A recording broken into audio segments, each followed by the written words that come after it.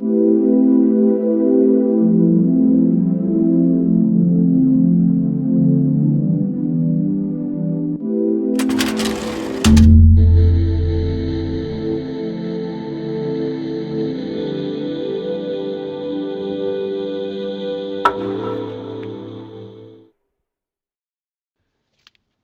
título de esta ponencia es Panorama de la atención institucional del paciente suicida, es decir, eh, con qué herramientas estamos encarando desde el punto de vista epidemiológico y de sistemas de salud a este problema de salud pública que ha cobrado una especial importancia en los últimos años a nivel internacional, a nivel mundial.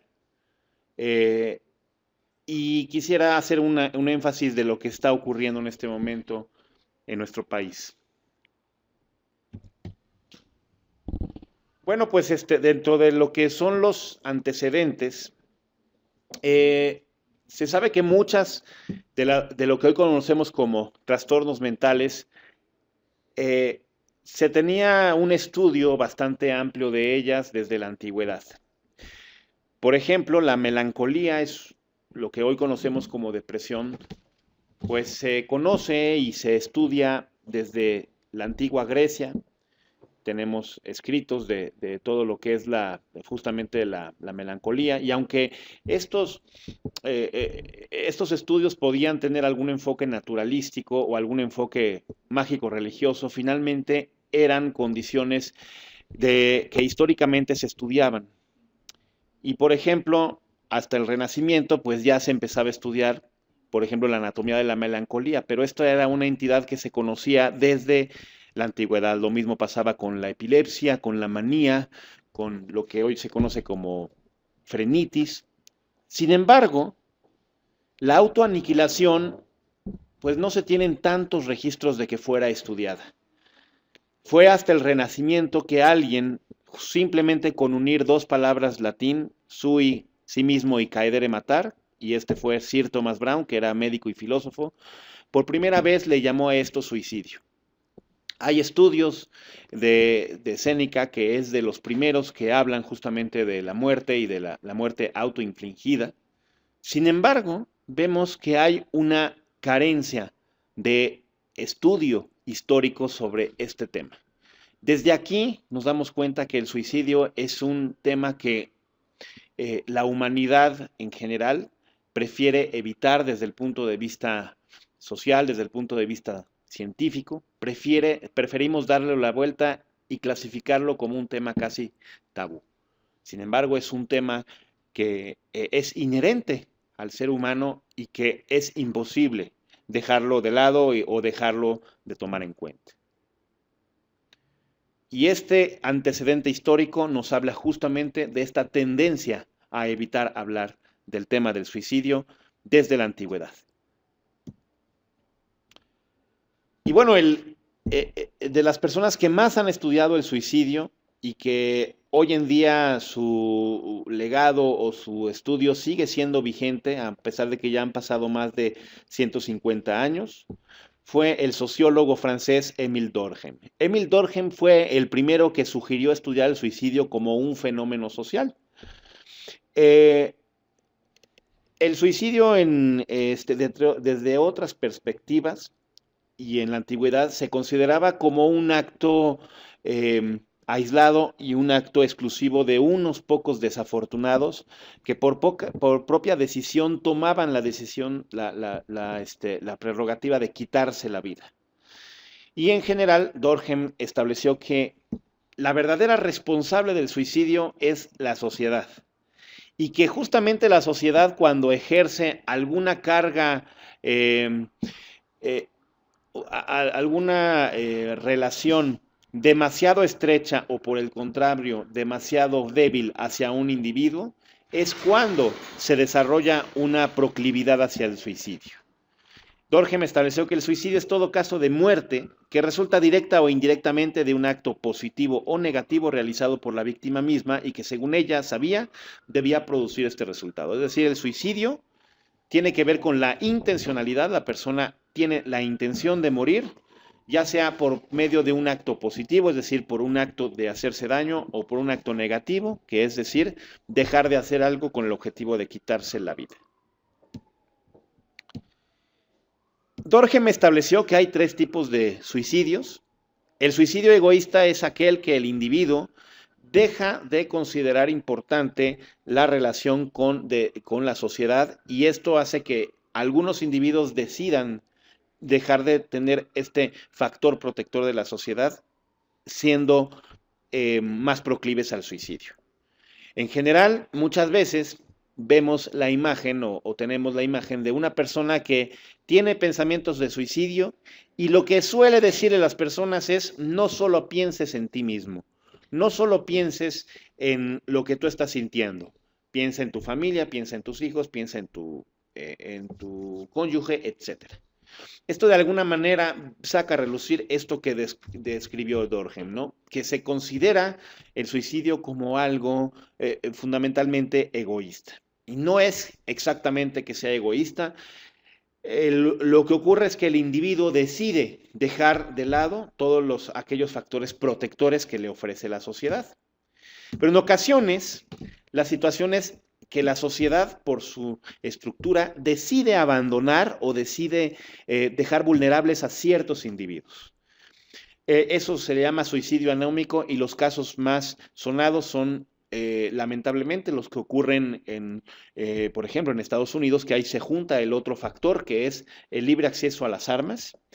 Y por ejemplo, algunos casos de adolescentes o jóvenes que ingresan a realizar una masacre y después se suicidan, son los casos más graves de suicidio anómico. Sin embargo, en algunos casos, en algunas sociedades donde se aíslan ciertas personas por su situación psicosocial, por su raza, por su religión, etcétera, eso los hace vulnerables al suicidio.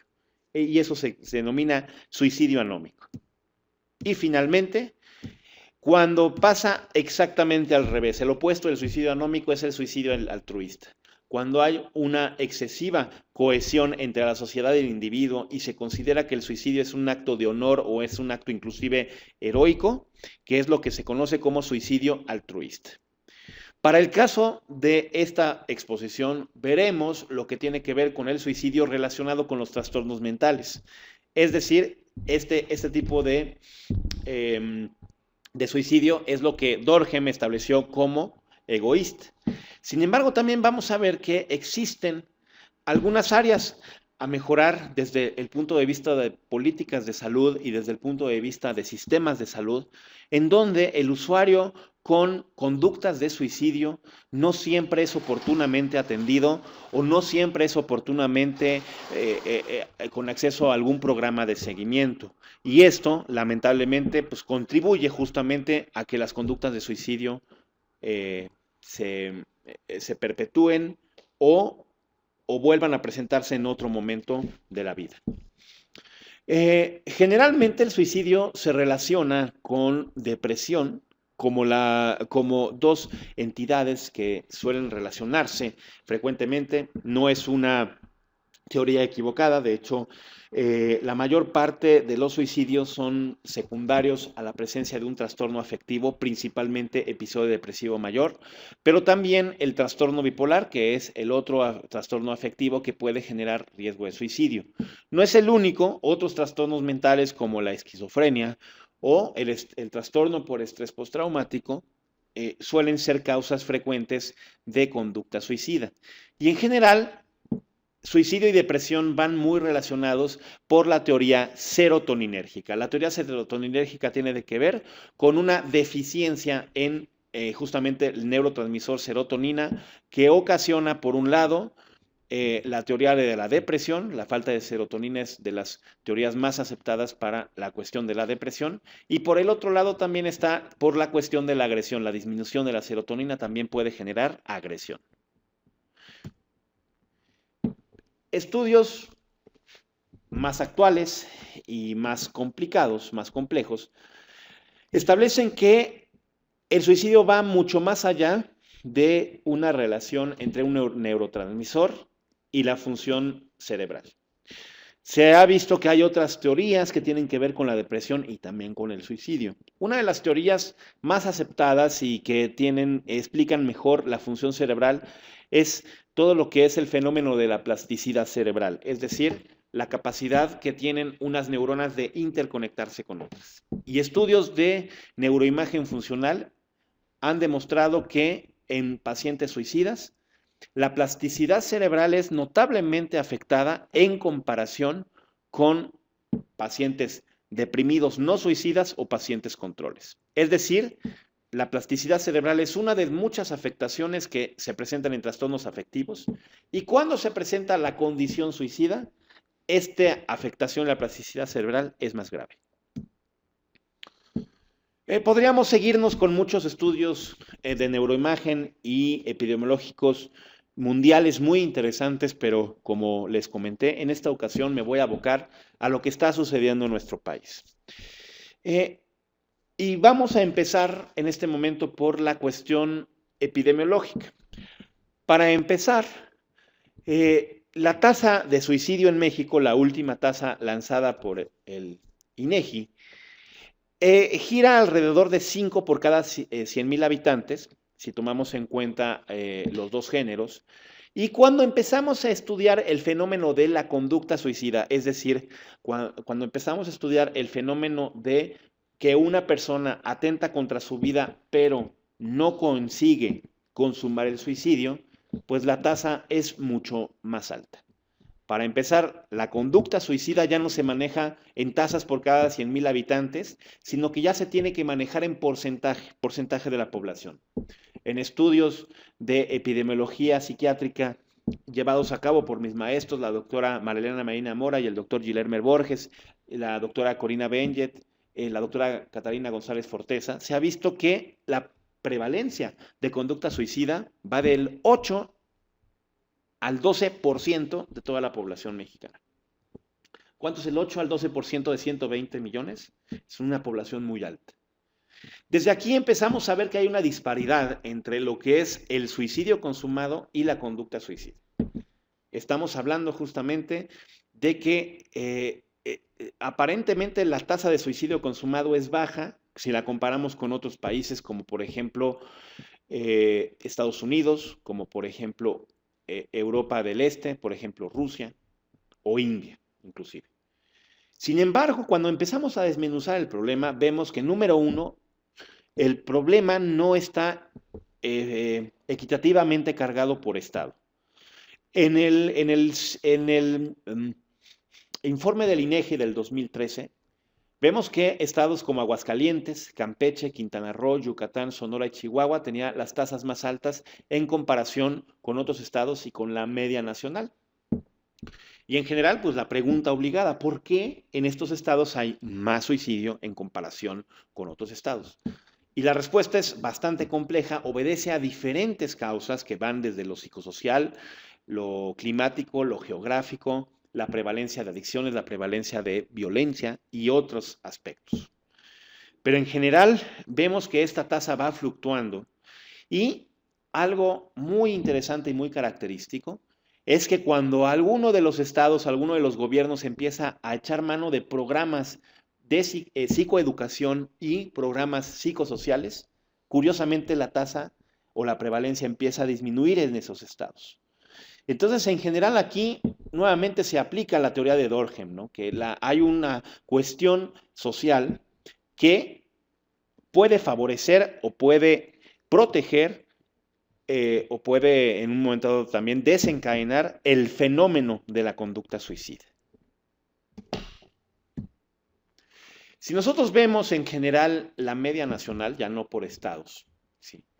Vamos a ver algunos de los reportes que podemos encontrar de libre acceso en internet del INEGI. En 2007 se vio que un total de 4,394 casos de fallecimientos por suicidio se registraron en toda la República Mexicana. Se registraron. Por supuesto, no estamos considerando una proporción considerable de subregistro de pacientes o de usuarios o de personas que simplemente se quitaron la vida y no se documentó en el certificado de defunción, no fue del conocimiento del Ministerio Público o no fue correctamente, de alguna manera, registrado. Y existe este problema de subregistro. Bueno, este es el registro del 2007. En el 2008 subió a 4,681. En el 2010 subió a 5,012 personas. En el 2011 subió a 5,718. Esto nos da una idea, obviamente, si tomamos en cuenta la del 2013, que es la última, este número cada vez va aumentando. Pero también debemos de tomar en cuenta no la mortalidad general, sino, pues un aspecto fundamental es que debemos estudiarlo desde el punto de vista de perspectiva de género, número 1, y número 2, desde el punto de vista de edad.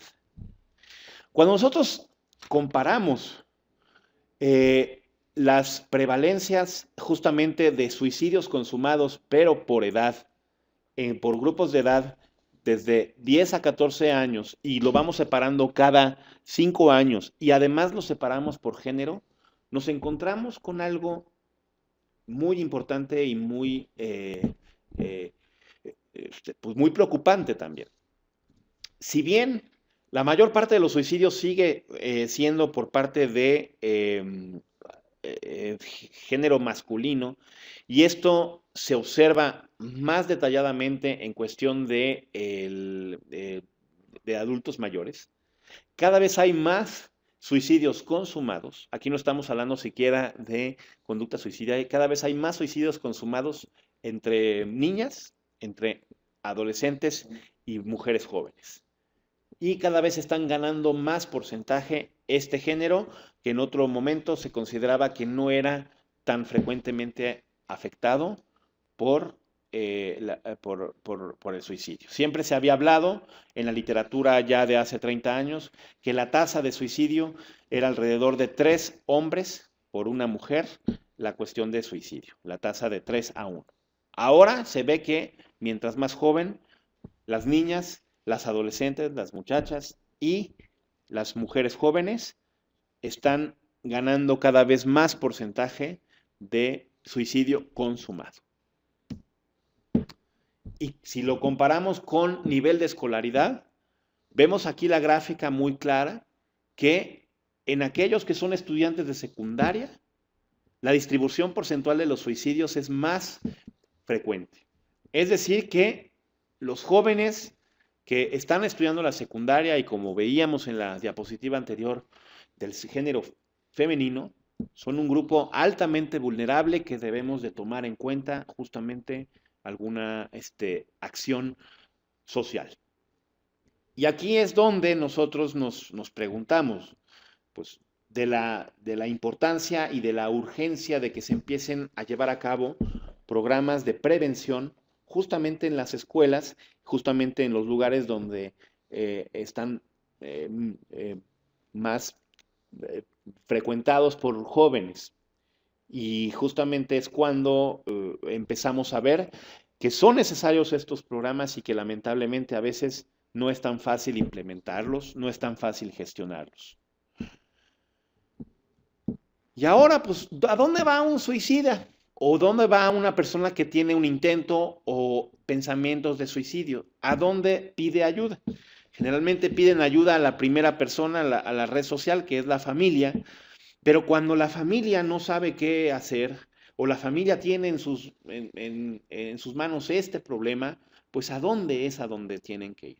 Pues lo primero que identifican es que el suicidio o la ideación suicida es una urgencia, es algo que correctamente y muy ciertamente no debe de pasar mucho tiempo, debe de recibir una atención inmediata porque si no la recibe puede peligrar la situación o puede peligrar la vida o la función, que es en general la definición de urgencias, y no están equivocados. El detalle, justamente, es que en nuestro país, pues los lugares para atender justamente el problema de suicidio, pues no son tan conocidos y las personas lo primero que se les ocurre hacer es ir a los servicios de urgencias o al servicio de urgencias del hospital más cercano donde lo podrían atender. Entonces, la atención en salud mental es en su mayoría en hospitales psiquiátricos, es decir, las personas cuando tienen algún problema justamente de salud mental, ¿a dónde van? Pues van a los hospitales psiquiátricos. Muchas veces no tienen conocimiento que en su unidad de medicina familiar o en su centro de salud, pues puede haber un especialista en psiquiatría que los podría valorar en forma oportuna. Ellos consideran que necesitan la atención inmediatamente y van a los hospitales psiquiátricos. Y bueno, pues como sabemos, no hay muchos hospitales psiquiátricos en la República Mexicana. Con trabajos, a veces hay un hospital por estado. Hay algunos estados, los más grandes, que tienen dos, tres o más hospitales psiquiátricos. Y hay estados que no cuentan con uno solo. Entonces, desde aquí, ¿a dónde se van a atender? Y esto lo estamos viendo continuamente desde nuestra perspectiva en el Instituto Nacional de Psiquiatría. Cada vez hay más demanda en los servicios de urgencias psiquiátricas y lo más preocupante es que esta demanda cada vez es más justificada. Es decir, en un principio nosotros veíamos aumento en la demanda, pero no por situaciones graves y ahora estamos viendo que las situaciones graves también están aumentando. Es decir, están aumentando la afluencia de pacientes y esta afluencia, cuando la clasificamos por gravedad, es de condiciones más graves a lo largo del tiempo. Y obviamente esto obliga a que tengamos estrategias que organicen y mejoren la atención en urgencias psiquiátricas y por lo tanto tener herramientas de clasificación más objetivas de las urgencias psiquiátricas. Y cuando nosotros evaluamos los modelos de atención del usuario suicida por parte de los sistemas de salud, vemos que en general, pues el usuario suicida en general, pues ¿dónde se puede detectar? Pues se puede detectar desde la sociedad, en el primer nivel de atención, en la comunidad, en la familia, o se puede detectar en un hospital general, se puede detectar en general en la sociedad o en el medio prehospitalario por parte del paramédico, etc. Y la tendencia a ello es derivar a cualquier paciente, en el mejor de los casos, cuando el médico, el paramédico, el policía, el sacerdote, etcétera, cuando el primer contacto con la sociedad detecta que hay un problema, le dicen te tienes que atender con un especialista. Ve a un hospital psiquiátrico. Entonces, desde ahí, pues tenemos el problema del estigma. ¿Cómo voy a ir a un hospital psiquiátrico si es de locos, ¿no? Lo cual, pues es un problema también que requiere educación social para entender que la salud mental, las especialidades y la psiquiatría, pues no es un problema de locos, es un problema de salud en general y que pues debemos de combatir este estigma. Pero cuando se trata del suicida en general, ¿a dónde lo enviamos? Al hospital psiquiátrico. En el hospital psiquiátrico lo valoramos, en el servicio de urgencias, en el servicio de consulta externa, en el servicio de preconsulta, y determinamos si hay riesgo. Si hay riesgo, se hospitaliza en el hospital psiquiátrico o bien lo referimos a otro lugar o lo mandamos a consulta externa. Después de eso, el paciente se siente bien, empezamos tratamiento, ¿y qué pasa? Pues ya está bien el paciente. Aquí venga a su próxima cita cuando se vuelva a sentir mal. Entonces, nada más vemos un modelo en donde todo se centra en el hospital psiquiátrico y se atiende a la conducta suicida como un único evento en la vida, cuando en realidad la conducta suicida puede regresar, puede tener una recaída, una recurrencia, y esta recurrencia puede ser más grave. Entonces, se está trabajando por un nuevo modelo más integrativo y sobre todo que vaya hacia la continuidad o seguimiento del paciente. Primero, que se detecte el paciente en la sociedad en el primer nivel, que el paciente se detecte en el hospital general o se detecte en el hospital psiquiátrico, donde sea, pero que haya un sistema único y que le dé seguimiento a este mismo paciente. Que no porque ya se siente mejor ya lo damos de alta y ahí nos vemos cuando se vuelva a sentir mal. Lo tenemos que dar un seguimiento porque el suicidio es un fenómeno que se repite varias veces a lo largo de la vida y puede presentarse y lamentablemente a medida que se va presentando las probabilidades de que vaya empeorando y que la tentativa sea más grave se va presentando. Es decir, va empeorando con el tiempo. Por lo tanto, también debemos dar un seguimiento continuo a lo largo del tiempo. Y bueno, también, pues, durante mi tesis de doctorado yo tuve la oportunidad de conocer diferentes hospitales psiquiátricos de la República Mexicana. Mi proyecto de doctorado fue justamente, pues, ver el funcionamiento e implementar, gestionar un instrumento de triage en cada uno de ellos, ¿no? Y lo primero que saltó a la vista es que los recursos de infraestructura, eh, los procedimientos varían mucho de uno a otro. Y en general, pues desde aquí vemos, y eso explica por qué razón la prevalencia en diferentes estados puede ser muy diferente. Obviamente no es la única explicación, pero sí son factores que contribuyen. Entonces nos damos cuenta que aunque son muy diferentes, pues los indicadores de calidad y los estándares de calidad nacionales o internacionales, como lo queramos ver, son los mismos. Y es necesario también estrategias de estandarización y de mejora de calidad en ellos. Y ahora, como yo les decía, vamos a ver justamente la frecuencia de conducta suicida. Ya no vamos a ver en este momento lo que es el suicidio consumado, sino la prevalencia de personas que han tenido en algún momento eh, motivos de consulta en un servicio, en un hospital psiquiátrico, en un servicio de urgencias, en este caso, en el Instituto Nacional de Psiquiatría.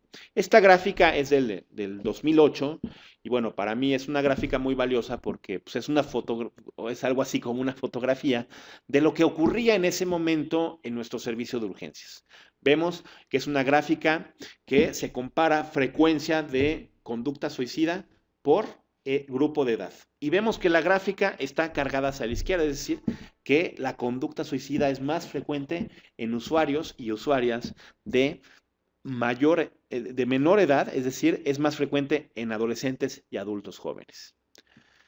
Esto es del 2008. Si nosotros vemos una gráfica del 2014 y además la, ¿cómo se llama? La desglosamos por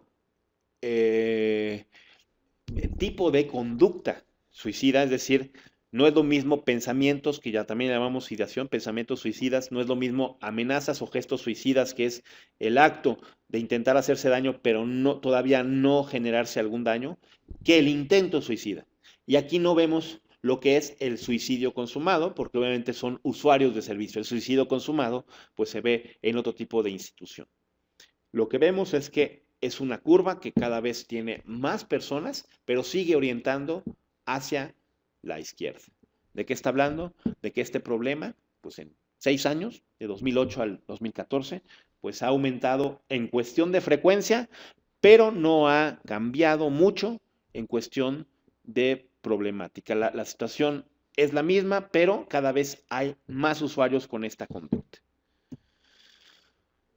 Y en general, si vemos la proporción de conducta suicida y agresiva en 3 hospitales psiquiátricos mexicanos, en general vemos que la frecuencia y la prevalencia de conducta agresiva, es decir, de conducta que hayan observado en los pacientes en la última semana o porcentaje de conducta suicida, pues en general es muy diferente en algunas de estas ciudades.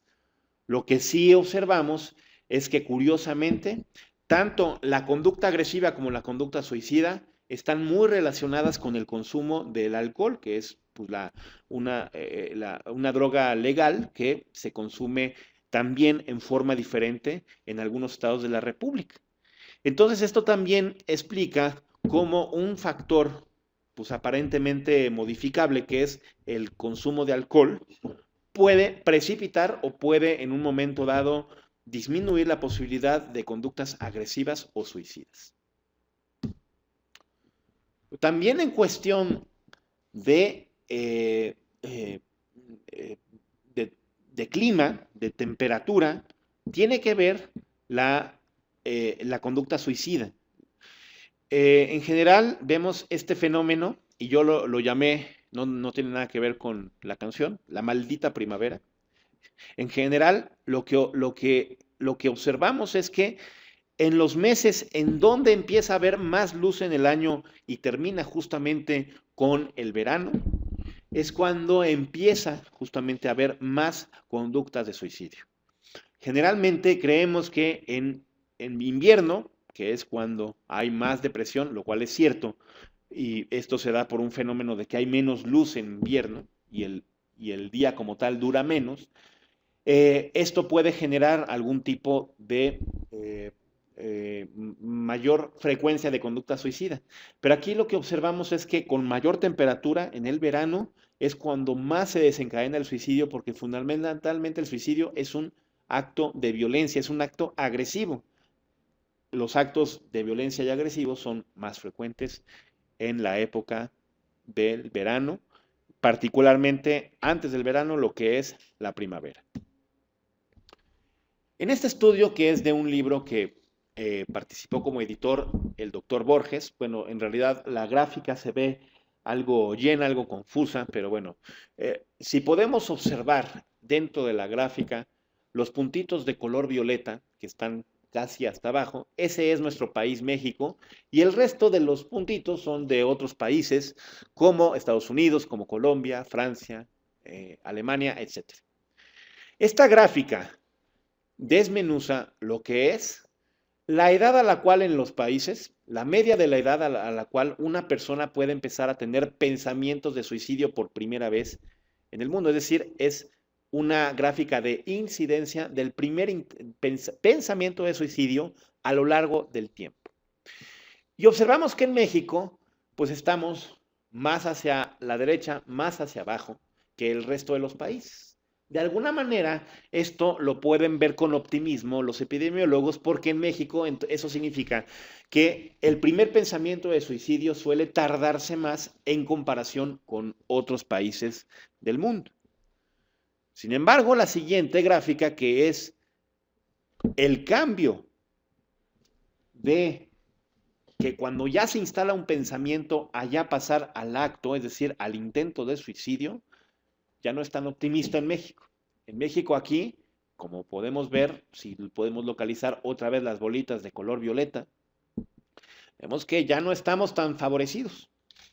Ya estamos más arriba y de hecho va subiendo en comparación con otros países, como vemos que en otros países se queda prácticamente estancado, como por ejemplo lo que es Japón, que se conoce que Japón tiene una prevalencia alta de suicidio. Sin embargo, en Japón esta prevalencia se mantiene casi horizontal, es decir, no cambia a lo largo del tiempo, y en México se vuelve más dinámica. ¿Eso qué quiere decir? Que bueno, que en México, ok, nos tardamos un poquito en tener el primer pensamiento suicida, pero cuando este ya se instala, es muy frecuente que rápidamente evolucionemos a lo que es conducta ya francamente de intento de suicidio, lo cual ya no es tan favorecedor y que de alguna manera nos obliga, número uno, a detectar rápidamente este riesgo y número dos, a prevenirlo de todas las formas posibles. También en este estudio que lo llevaron a cabo el doctor Guilherme Borges, la doctora Corina Benjet y la doctora Marilena Medina Mora, observamos que los antecedentes traumáticos forman parte de un espectro que puede ser pues, de muy alto riesgo suicida. Y cuando una persona tiene un evento traumático y este evento traumático se conjunta con otros eventos traumáticos simultáneos o que se van dando a lo largo de la vida, y sabemos que cuando un evento traumático se suma a otro, lo llamamos esto trauma complejo. Entonces, cuando el estrés postraumático o la presencia de traumas genera más de un trauma o hay trauma complejo, la posibilidad de que una persona cometa intento de suicidio o tenga alguna conducta suicida a lo largo de su vida es mayor. Bueno, y quiero compartirles un poquito de una tesis que tuve la oportunidad de asesorar de un exalumno, ya es psiquiatra él, un psiquiatra muy brillante, que es el doctor José Villela.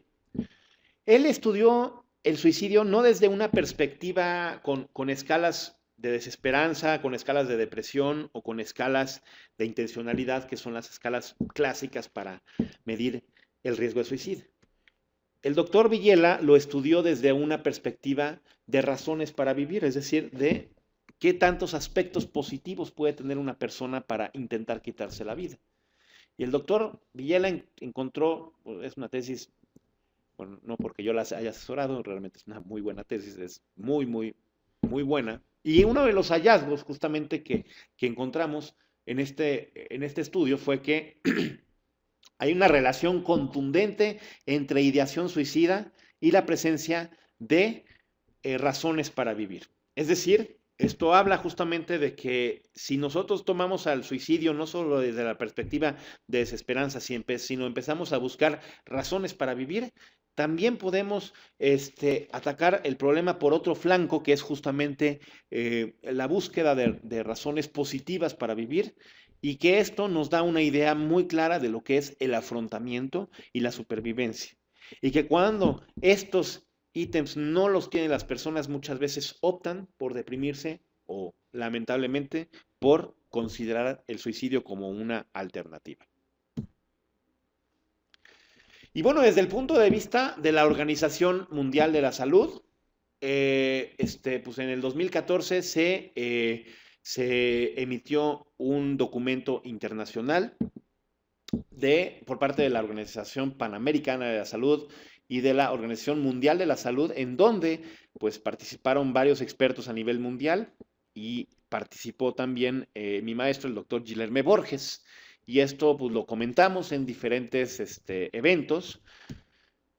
Aquí, bueno, no se nota mucho, pero es el nombre justamente mi maestro, el doctor Borges, que participa justamente en este grupo de estudio.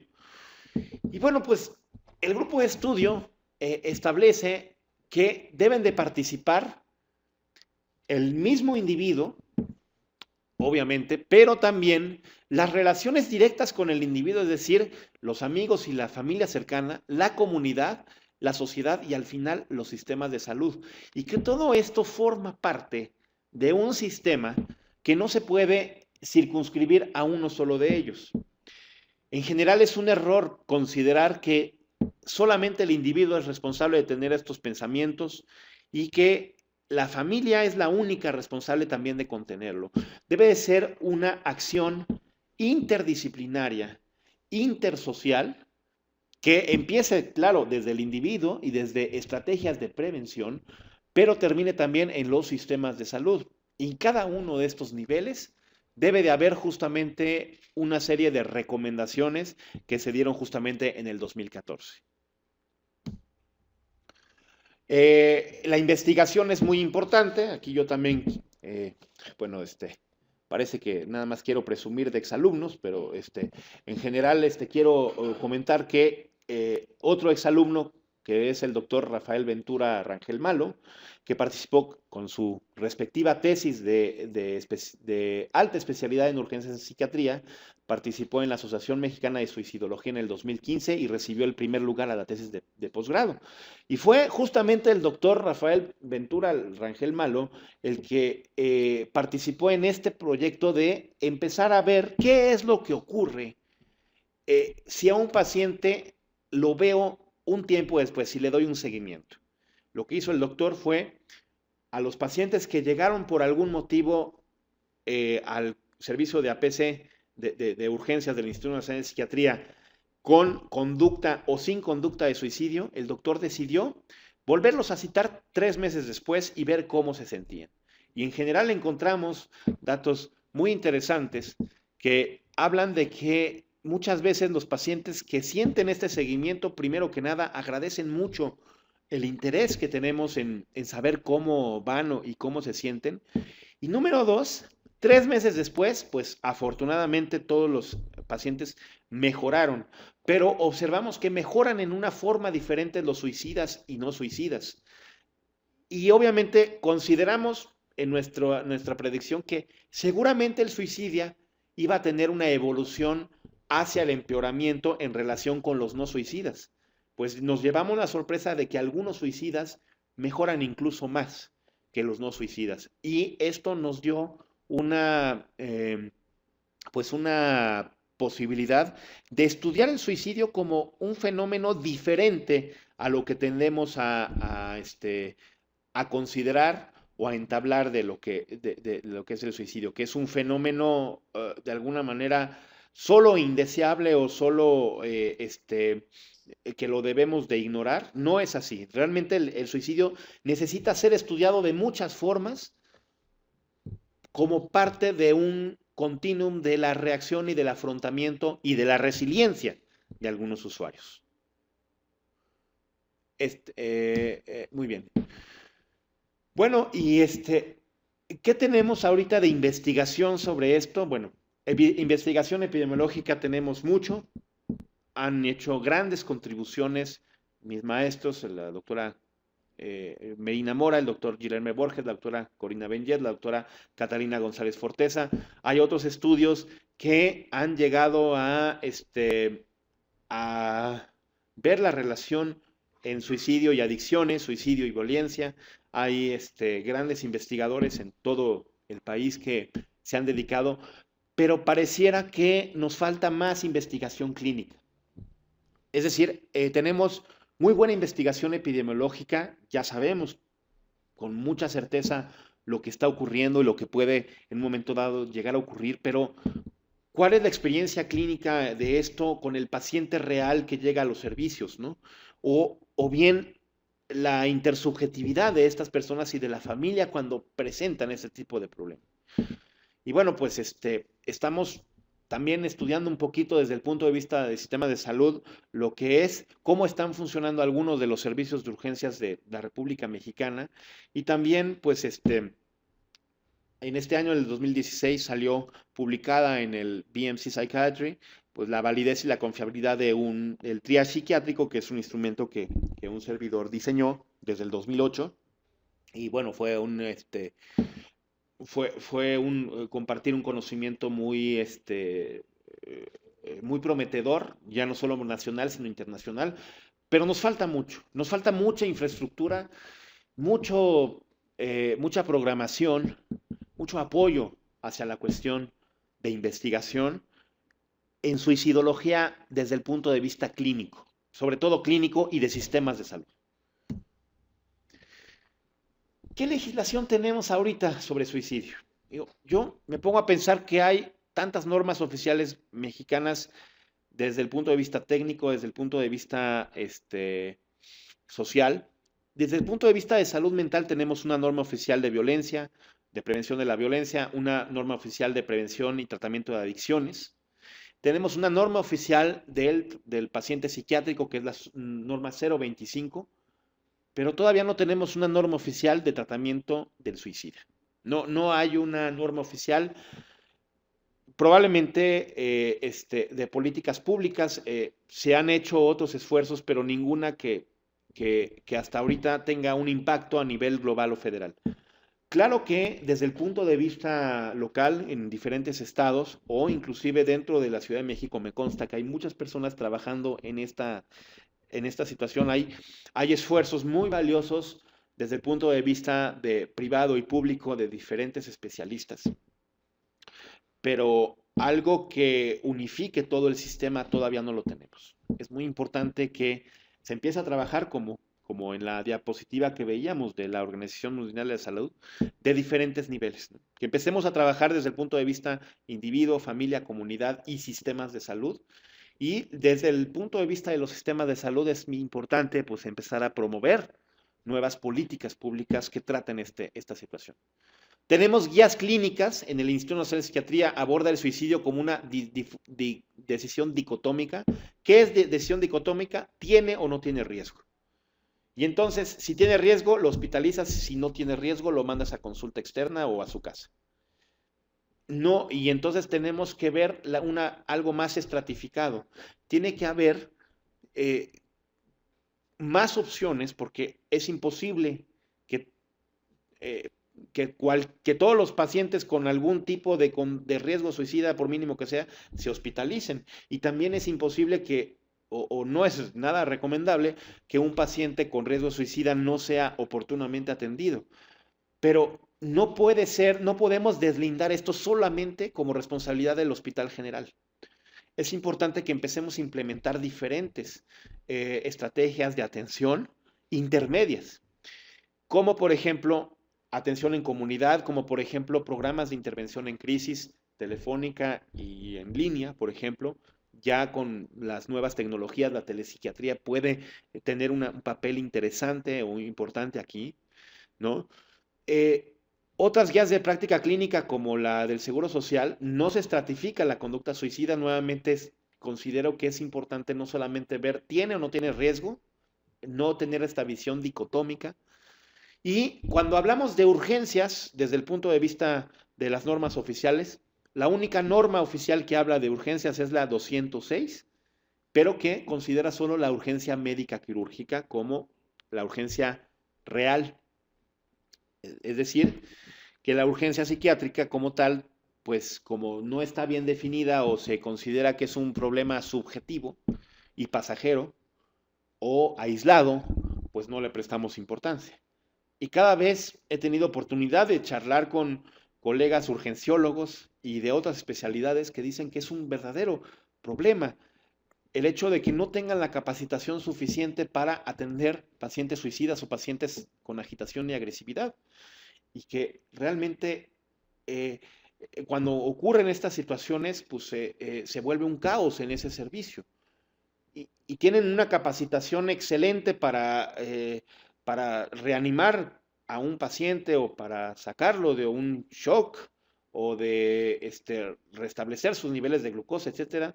Para la cuestión médico-quirúrgica están entrenados, pero ellos mismos dicen que es necesaria la sensibilización y la capacitación en cuestión del manejo del paciente agitado y agresivo en hospitales generales y en clínicas de primer nivel. Y nuevamente, no podemos dejar toda la responsabilidad al hospital psiquiátrico de resolver este problema. En este momento quiero compartirles que hay un grupo de expertos formados por el Instituto Nacional de Psiquiatría y los Servicios de Atención Psiquiátrica, presidido por la doctora Marilena Medina Mora y el doctor Eduardo Ángel Madrigal de León, que estamos justamente armando un programa, una propuesta para mejorar esto. En este grupo de trabajo está la doctora Claudia Becerra, su servidor, la doctora Rebeca Robles, la doctora Catalina González y la doctora Marta Ontiveros, entre otros colegas. Y pues estamos muy satisfechos de este programa que en este momento es propuesta y bueno, está, no, no, hasta espero que esto pues salga a la luz pronto para que se pueda manejar esta información, pero estamos justamente manejándolo como un potencial programa de que le dé justamente seguimiento. Lo que yo hablaba en un principio, que la atención en salud mental en un paciente suicida no se quede con que nada más se descarta el riesgo y ahí se deja de ver el paciente, sino con el seguimiento de este paciente. Y pues cuando esta información sea validada y sea revisada y sea en su momento publicada, pues tendremos mejores noticias y pues si me invitan a dar una nueva videoconferencia les hablaré de estos avances. ¿Y qué retos finalmente tenemos para mejorar la atención al usuario suicida en los hospitales psiquiátricos generales? Obviamente estoy hablando desde la perspectiva de los sistemas de salud, pero pues desde nuestra propia perspectiva, nosotros como profesionales de la salud, pues tenemos primero que nada combatir el estigma y la discriminación en nuestros propios consultorios, en nuestra propia práctica. Lo que se sugiere para llevar y echar a andar desde el punto de vista de las perspectivas de los usuarios de salud es, número uno, desarrollar alternativas no hospitalarias de tratamiento a ciertos usuarios. Si en un momento dado los centramos al hospital psiquiátrico o al hospital general, no nos vamos a dar abasto. Tenemos que empezar a responsabilizar, a corresponsabilizar a las unidades de medicina familiar, a hospitales generales y a otro tipo de atención médica, psicológica, de trabajo social, para que se unan al esfuerzo de atender y de promover justamente la prevención del suicidio desde otra perspectiva, que no sea nada más esperar a que tenga el máximo riesgo para hospitalizarlo, porque de esta forma pues no va a ser posible y lamentablemente empezarán a consumarse otros suicidios que pudieron haberse prevenido si se hubieran detectado antes de que el problema siguiera evolucionando. Número 2, considerar no solo la evaluación transversal, sino también longitudinal. Es un error considerar que si un paciente en el momento ya no tiene el riesgo, pues ya dejarlo de lado, sino también considerar que el seguimiento nos permite, por un lado, detectar que se vuelvan nuevos eventos de suicidio, como también, de alguna manera, prevenir que esto siga avanzando. Cambiar la visión dicotómica por la visión estratificada, es decir, no es nada más tiene o no tiene riesgo, sino también ver desde la perspectiva de ideación, gesto o intento, qué situación o qué condición se le puede ofrecer a esos pacientes. Involucrar a la red de apoyo familiar y social en el tratamiento del usuario con riesgo suicida. Muchas veces se nos olvida llamar a la familia, se nos olvida llamar a la red primaria de apoyo o a aquellos que pueden en un momento dado interactuar con los pacientes. Es muy importante hacerlos también corresponsables. Decía Durkheim que el suicidio es un fenómeno social, pues bueno, la familia viene a ser entonces como una microsociedad, que es la que está circunscrita al paciente. Y finalmente, y la más importante de todas, combatir el estigma y la discriminación del usuario psiquiátrico en hospitales generales. Aquí pongo en hospitales generales, pero es en todos los ambientes. Todavía, lamentablemente, pues falta sensibilización y falta echar a andar programas de capacitación en, en, en personal de salud, no solamente médicos, personal de salud del área paramédica, que todavía consideran que el trastorno psiquiátrico tiene que ser tratado en un hospital psiquiátrico y cuando llegan al hospital general desconocen qué es lo que hacer en el mejor de los casos cuando no ejercen pues, algún tipo de maltrato hacia ese tipo de usuarios.